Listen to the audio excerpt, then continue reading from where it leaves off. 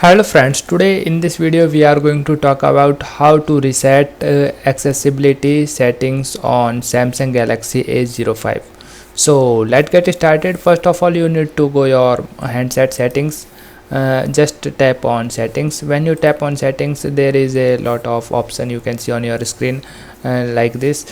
Here there is a option of general management. Okay, if you cannot find the general management, you can also search by typing general management on the search bar. Okay, after you find the general management, just tap on it. When you tap on it, there you can see there is a option of reset.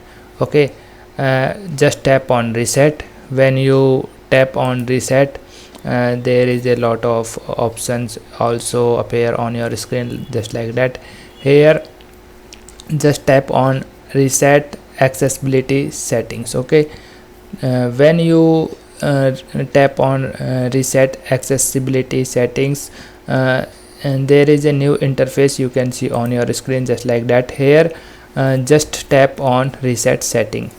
Okay, when you tap on reset setting, when you tap on reset setting, you can see your accessibility setting is resets.